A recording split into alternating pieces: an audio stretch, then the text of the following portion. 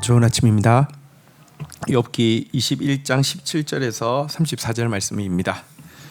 17절 악인의 등불이 꺼짐과 재앙이 그들에게 닥침과 하나님이 진노하사 그들을 공고하게 하심이 몇 번인가. 18절 그들이 바람 앞에 건불같이 폭풍에 날려가는 겨같이 되었도다. 19절 하나님은 그의 죄악을 그의 자손을 위하여 쌓아두시며 그에게 갚으실 것을 알게 하시기를 원하노라. 20절 자기의 멸망을 자기 눈으로 보게 하며 전능자의 진노를 마시게 할 것이니라. 21절 그의 달수가 다하면 자기 집에 대하여 무슨 관계가 있겠는가. 여러분 이제 욥이 지금 이제 마지막으로 소발의 이 정제 앞에서 이제 반박하고 있는 내용이고요. 이것으로 2차 논쟁이 끝나게 되는데요.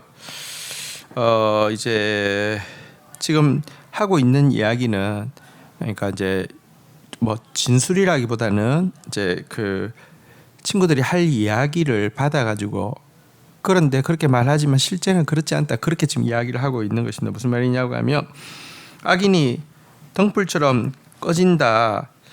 하나님의 재앙이 닥침으로 멸망한다. 폭풍 앞에 날려가는 겨처럼 된다라고 이야기하지만 그런 일 많지 않다라고 지금 반박하고 있는 것입니다. 또 그런 일 많지 않아도 그들의 죄악은 그들의 자손을 위해서 쌓이고 있기 때문이라고 반박하려고 할 친구들에게 욥이 그런데 그게 무의미하다. 공의라는 것은 본인의 죄값을 본인이 받아야지 되는 것이지 자손들 위해 쌓이고 있다. 뭐 지금 당장 악인의 등불이 꺼지지 않는 것처럼 보이고 재앙 때문에 멸망하지 않는 것처럼 보이고 폭풍 앞에서 날아가는 겨처럼 안 보인다 할지라도 자식에게 쌓이고 있다. 이렇게 핏대를 올릴 그들에게 그들의 말이 무의미하다고 하는 것입니다. 왜냐고 하면 악인들은 자기 수완을 다 누리고 죽게 될 경우에 솔직히 악인들은 이기적이기 때문에 그들의 후손에게 어떤 일이 닥칠지에 관심조차 없을 터인데 괜히 엄한 그의 자손들이 재앙받게 된다는 말로 반박하는데 그거 하나님의 공의가 아니다. 이렇게 이야기를 하고 있는 것입니다. 22절부터도 좀 보도록 하겠습니다.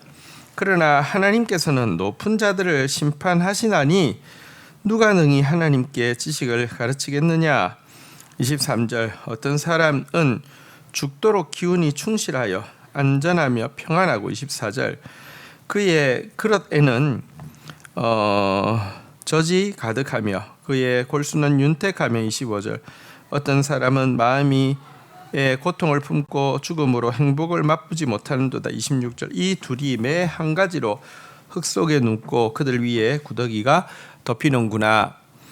욥은 악인이든지 의인이든지 상관없이 어떤 경우는 악인인데도 죽을 때까지 건강함 속에서 평안과 풍부를 누리지만 어떤 경우는 의인이라 할지라도 죽을 때까지 고통 속에 있을 수 있다라고 이야기하면서 친구들이 지금 천편일률적으로 적용하고 있는 인과응보에 이 하나의 공식으로 인생을 그렇게 쉽게 설명할 수 있는 것이 아니다라고 이야기하고 있습니다.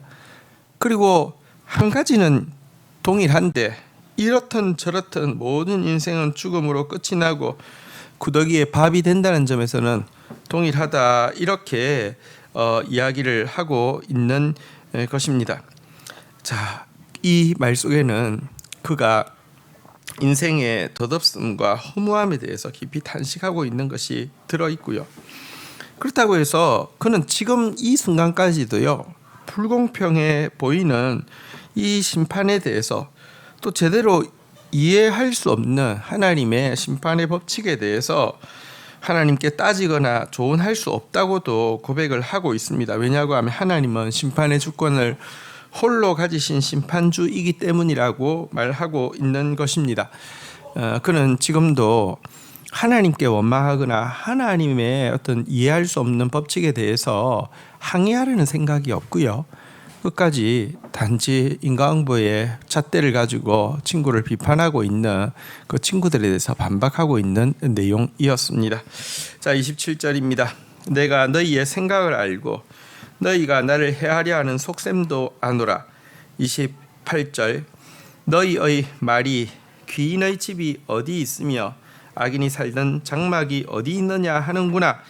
29절 너희가 길 가는 사람들에게 묻지 아니하였느냐 그들의 증거를 알지 못하느냐. 30절 악인은 재앙의 날을 위하여 남겨둔 바가 되었고 진노의 날을 향하여 끌려가느니라. 이 31절 누가 능히 그의 면전에서 그의 길을 알려주며 누가 그의 소행을 보응하랴. 32절 그를 무덤으로 메어가고 사람이 그 무덤을 지키리라. 33절 그는 골짜기의 흙덩이를 달게 여기리니 많은 사람들이 그보다 앞서갔으며 모든 사람이 그의 뒤에 줄지어 있느니라. 34절 그런데도 너희는 나를 헛되이 위로하려느냐 너희 대답은 거짓일 뿐이니라. 자, 악인은 뭐 이렇게 겨처럼 망한다. 망하지 않는데 악인의 그 심판은 자식들을 위해서 쌓이고 있다. 그게 무슨 심판이야? 이렇게 이야기하는 그 이 욥의 반박에 대해서 친구들이 이렇게 이야기할 것이라고 지금 이미 친구들의 마음을 읽고 또 이야기합니다. 어쨌거나 귀인 악인이 부유한 악인이 살던 장막이 어디 남아 있느냐라고 욥에게 결과적으로 하나님의 심판이 임한다 이렇게 이야기할 욥의 친구들에게 욥은 무엇이라고 이야기합니까? 지나가는 사람들 좀 붙잡고 실제 세상의 실상이 어떠한지 물어보라는 것입니다. 여러분, 악인들은 재난의 날에도 용케 피하여 남는다라고 대답할 것이라고 말하고 있습니다. 실제 그렇습니다. 권력을 가지고 있는 악인은 살아있을 때 누구도 그에게 감히 잘못을 지적할 수 없고요. 심지어 그가 죽었을 때도 장사진을 이룬 무의리의 호의를 받으면서 장례를 치르고요. 그의 무덤을 지키는 무덤지기까지 둔 상태에서 무덤에 들어간다는 것입니다.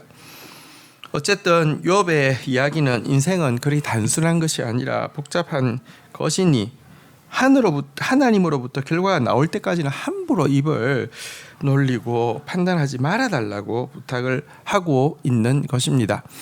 여러분, 아주 그 가벼운 이렇게 잣대를 가지고요, 무슨 이제 인과응보의 잣대, 아니면 또 성경을 보면서도 뭐 예를 들면 세대주의의 잣대 뭐 이런 거 가지고요, 막 모든 것을 아는 것처럼 판단하고 이야기하는 거 정말 어리석은 일입니다. 세상이 그렇게 간단한 것도 아니고요.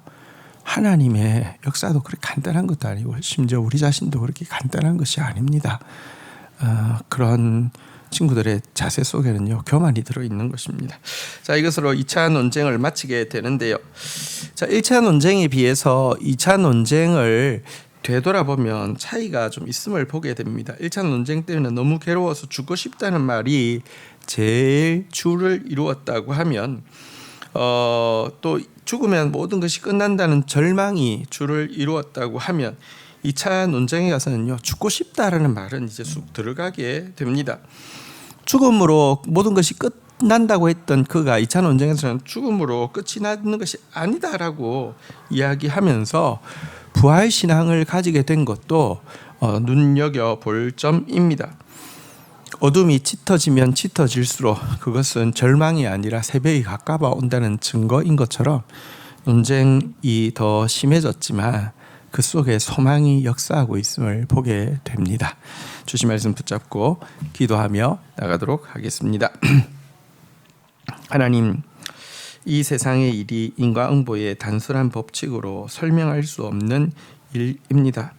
그런데 굳이 그 기준을 가지고 다른 사람을 판단하고 정죄하기 위해서 온갖 논리를 들이대면서 욥을 옥죄려고 하는 친구들의 모습과 이것에 대해서 끝까지 반발하면서 하나님의 최종적인 심판이 있을 때까지 함부로 판단하지 말아달라고 부탁하는 욥의 모습을 보게 됩니다. 기본적으로 욥이 옳고 욥의 친구들이 틀렸음을 저희들이 알고 있습니다. 하나님, 너무 쉽게 사람을 판단하고 너무 쉽게 세상을 알고 있다라고 착각하는 자 되지 않게 해주시고, 더 깊이 침묵할 줄 아는 사람, 그러면서 더 깊이 공감할 수 있는 사람 되어질 수 있도록 인도하여 주옵소서.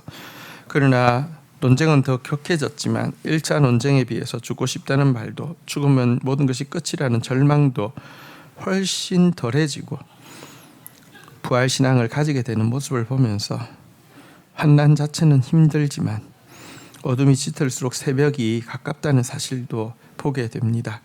하나님, 환난 가운데서 무너지는 자 되지 않게 해주시고 환난 가운데 더욱 소망을 가지는 자 되어질 수 있도록 은혜를 더하여 주옵소서. 예수 그리스도의 이름으로 기도 올립니다. 아멘.